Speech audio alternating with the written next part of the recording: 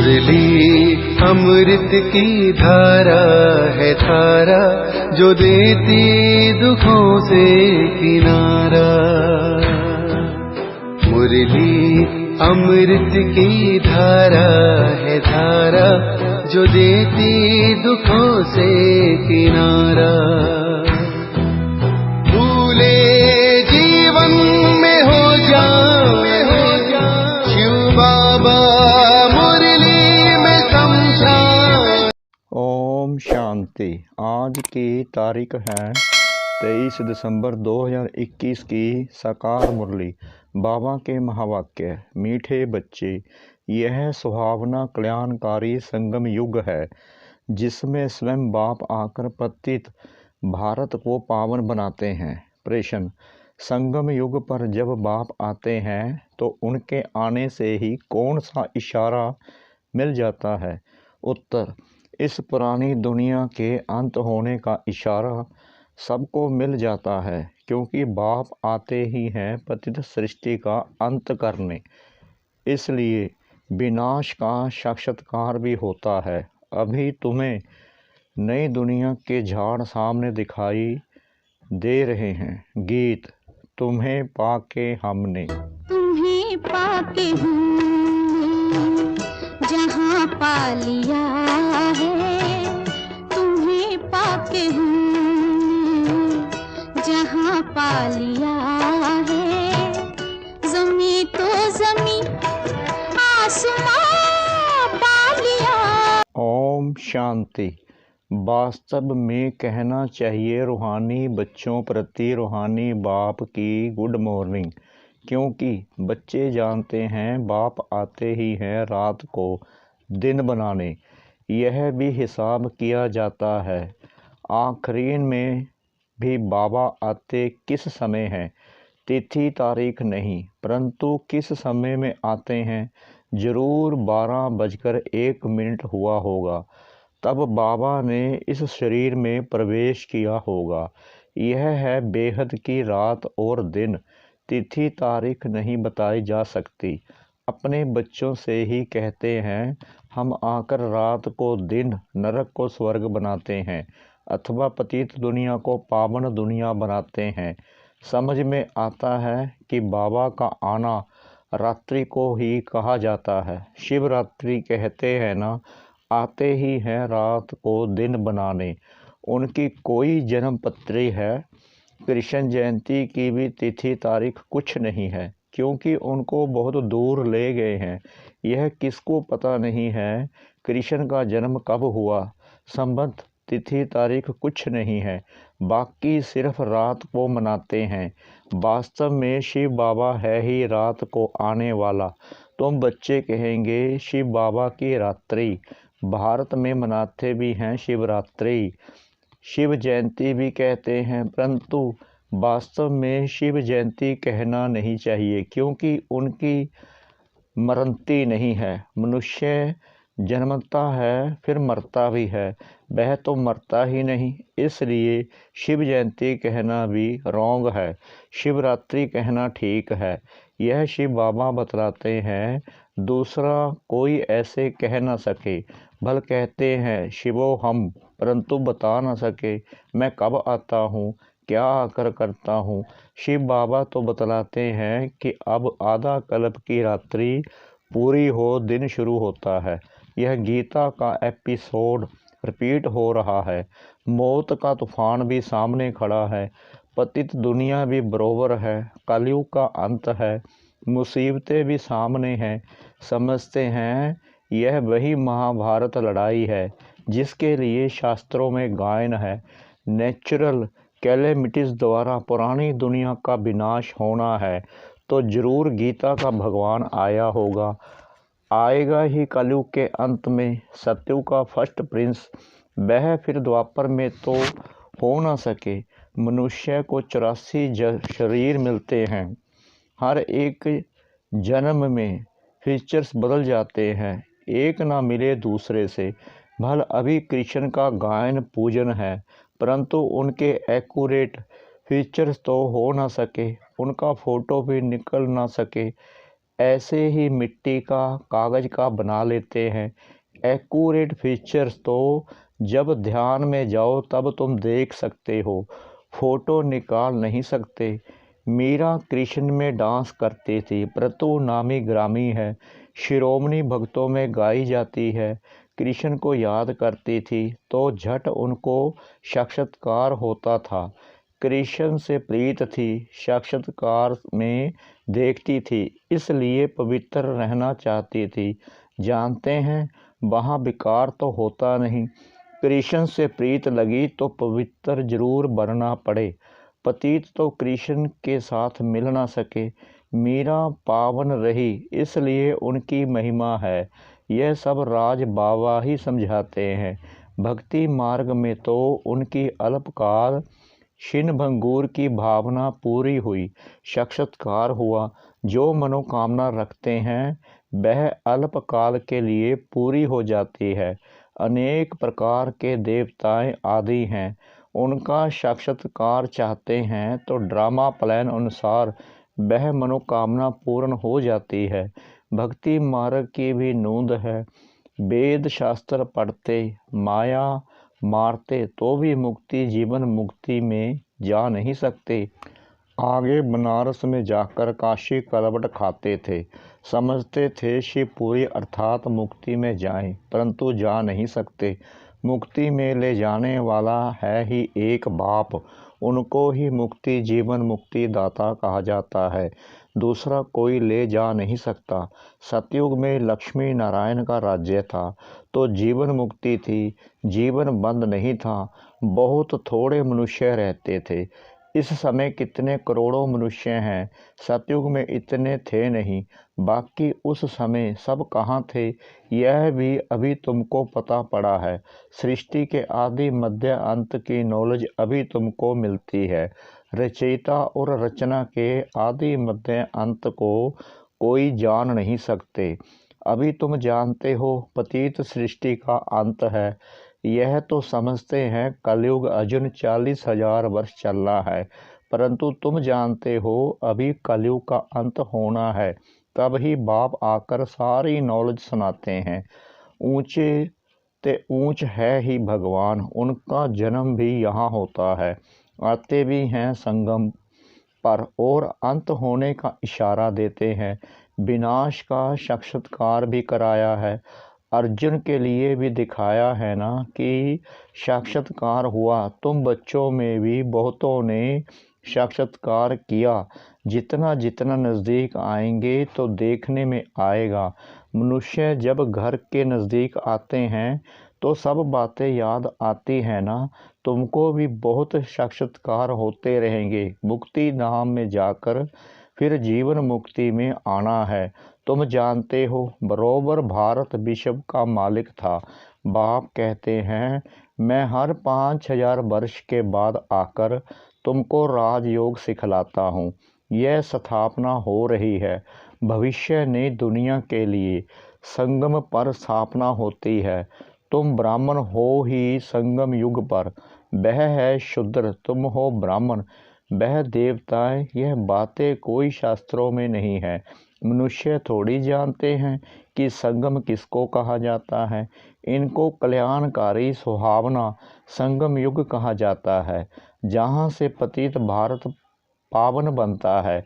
बाप भी कल्याणकारी है, आते भी भारत में हैं। बाप कहते हैं अभी तुम्हारे 84 जन्म पूरे हुए, अब तुम पतित हो, एक भी पावन नहीं, सब भ्रष्टाचारी हैं, विकार से पैदा होते हैं। तुम श्रेष्ठ देवी देवता थे, फिर क्षत्रिय वैश्य शूद्र बने, अभी ब्राह्मण बने हो, फिर देवता बनेंगे, फिर अंत में आकर प्रजापिता ब्रह्मा मुख द्वारा स्थापना करते हैं। किसकी? स्वर्ग की, देवी देवता धर्म की। तुम यहाँ आए हो देवी देवता बनने, देवी गुण धारण करने। यह तो तुम बच्चों को मालूम है कि कोई भी भिखारी को यहाँ अलाउ नहीं किया जाता है। पहले पहले पवित्रता की प्रतिज्ञा लेनी होती है। एक बार प्रतिज्ञा कर फिर अगर तोड़ते हैं तो एकदम रसातल में चले जाते हैं, चंडाल का जन्म पा लेते हैं। यहाँ बाबा के आगे पतित कोई आ नहीं सकते। अगर ब्राह्मणी भूल से भी ले आती है तो उन पर भी बड़ा दोष आ जाता है। दोनों चंडाल बन पड़ते हैं। जो पावन नहीं बन सकते उनको यहाँ आने का हुक्म नहीं है। पर्सनल आकर समझ सकते हैं, परंतु बाबा की सभा में नहीं आ सकते। अगर भूल से ले आते हैं तो उनको चोट बहुत लगती है। आते तो ढेर हैं, सबको मालूम है कि बेहद के बाप के पास जाते हैं। हमको पवित्र जरूर बनना है। मीरा पवित्र थी तो उनका कितना मान है। अब तुम ज्ञान अमृत पिलाते हो, फिर भी वह कहते हैं हमको जहर चाहिए। अबलाओं पर कितने अत्याचार करते हैं विष के लिए। कृष्ण की तो बात नहीं, यह तो बड़ी भूल है जो भगवान के बदले कृष्ण का नाम डाल दिया है। बाप समझाते हैं कि भगत कहते हैं भक्ति के बाद भगवान आते हैं फल देने, तो भक्ति निष्फल हुई ना। परंतु कुछ भी नहीं समझते हैं। भारत ही गोल्डन एज था, अब है आयरन एज। कहते भी हैं पतित पावन आओ, तो पतित ठहरे ना। परंतु किसको कहो तुम नरकवासी पतित हो तो समझते नहीं। बाबा ने जब समझदार बनाया था तो स्वर्ग था, अभी बेसमझ होने से कंगाल बने हैं। जब देवी देवताओं का राज्य था तो भारत कितना ऊंच था, कहते भी हैं स्वर्ग था। लक्ष्मी नारायण का राज्य था। फिर शास्त्रों में ऐसी ऐसी बातें लिख दी है जो लोग समझते हैं वहाँ भी असुर थे। यह शास्त्र कोई सदगति के लिए नहीं है, वह तो जब बाप आए तब सर्व की सदगति करे। यह है रावण राज्य, तब तो चाहते हैं राम राज्य हो। यह नहीं जानते कि रावण राज्य कब से शुरू हुआ है। ज्ञान सागर बाप तो सबको सदगति में ले जाते हैं। यह समझने की बातें हैं। हर एक आत्मा को अविनाशी पाठ मिला हुआ है। आत्मा शांति धाम से आती है इस पृथ्वी पर पाठ बजाने। आत्मा भी अविनाशी, ड्रामा भी अविनाशी, उसमें आत्मा अविनाशी एक्टर है। परम धाम की रहने वाली है। 84 जन्म गाए हुए हैं। यह तो 84 लाख कह देते हैं। परमात्मा को पत्थर बित्तर में कह देते तो गलानी हुई ना। बाप भारत पर उपकार कर स्वर्ग बनाते हैं, रावण आकर अपकार कर नरक बना देते हैं। यह खेल है दुख सुख का, यह है कांटों का जंगल। बाप आकर कांटों को फूल बनाते हैं। बड़े से बड़ा कांटा है काम विकार। अभी बाप कहते हैं मैं पावन बनाने आया हूँ। जो पावन बनेंगे वही पावन दुनिया के मालिक बनेंगे। बाप आया है सहज योग सिखलाने। कहते हैं मुझ अपने माशूक को याद करो। सभी आत्माएं एक माशूक पर आशिक है। वह आकर सबको ले जाते हैं मुक्ति धाम। परंतु बाबा कहते हैं तुम पतित चल नहीं सकेंगे। मुझे याद करो तो खाद निकल जाए। ड्रामा अनुसार जब टाइम आता है तब ही मैं आता हूँ तुम बच्चों को पावन बनाने। यह वही महाभारत लड़ाई है। मृत्यु लोक में यह अंतिम लड़ाई है। अमरलोक में लड़ाई होती नहीं। वहाँ है ही राम राज्य, वहाँ रहते हैं धर्मात्माएं। यहाँ हैं पाप आत्माएं। पाप करते रहते हैं। पुण्य आत्माओं की दुनिया को स्वर्ग कहा जाता है। बाप कहते हैं मैं 1 सेकंड में तुमको चढ़ती कला में ले जाता हूँ। इसमें सिर्फ यह एक ही अंतिम जन्म लगता है और उतरती कला में 84 जन्म लगते हैं। तो बाप कहते हैं उठते बैठते मुझे याद करो। इन साधुओं का भी उद्धार करने मुझे आना पड़ता है। तमो प्रधान बुद्धि मनुष्य जो कुछ सुनते हैं वह सत सत करते रहते हैं। अंध श्रद्धालु है ना, इसको कहा जाता है ब्लाइंड फेथ। गुड़ियों की पूजा करते रहते हैं। बायोग्राफी कोई जानते नहीं। अब बाप आकर इन सब का ज्ञान देते हैं। इसको रूहानी स्पिरिचुअल नॉलेज कहा जाता है। वह है शास्त्रों की फिलॉसफी। यह भी बाप ही आकर बच्चों को समझाते हैं। दुनिया में तो एक भी मनुष्य नहीं जो परमपिता परमात्मा को यथार्थ रीति जानते हो।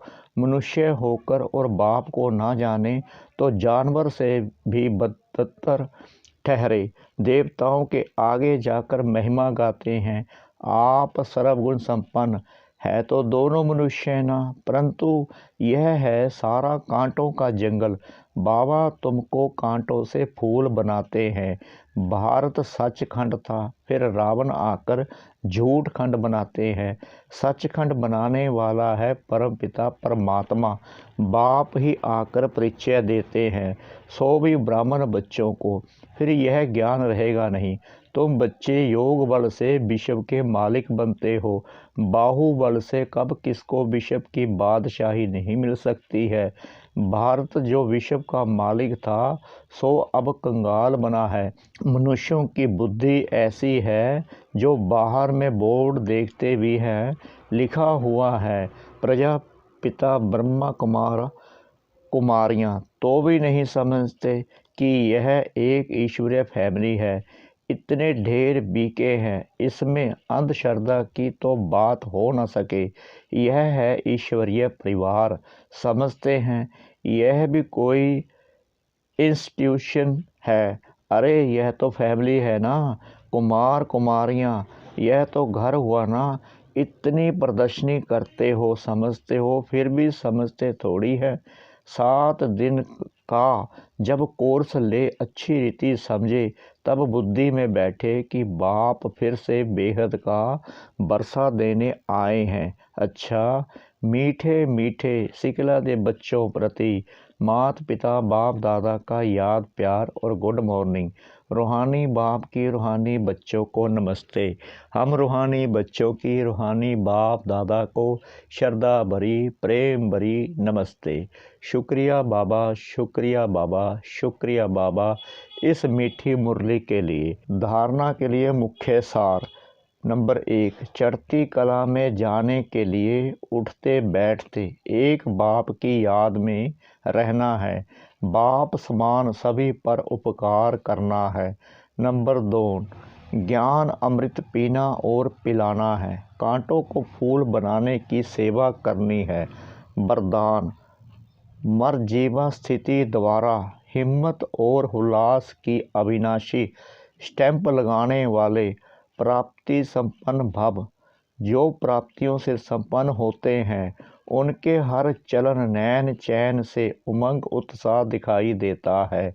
लेकिन हिम्मत और उल्लास की अविनाशी स्टैंप लगाने के लिए अपने पास्ट के व ईश्वरीय मर्यादाओं के विपरीत जो संस्कार स्वभाव संकल्प व कर्म होते हैं उनसे मरजीवा बनो। प्रतिज्ञा रूपी स्विच को सेट कर प्रैक्टिकल में प्रतिज्ञा प्रमाण चलते रहो। हिम्मत के साथ उल्लास हो तो प्राप्ति की झलक दूर से ही दिखाई देगी। स्लोगन, मेले व झमेले में डबल लाइट रहने वाला ही धारणा मूर्त है। मेले व झमेले में डबल लाइट रहने वाला ही धारणा मूर्त है। ओम शांति।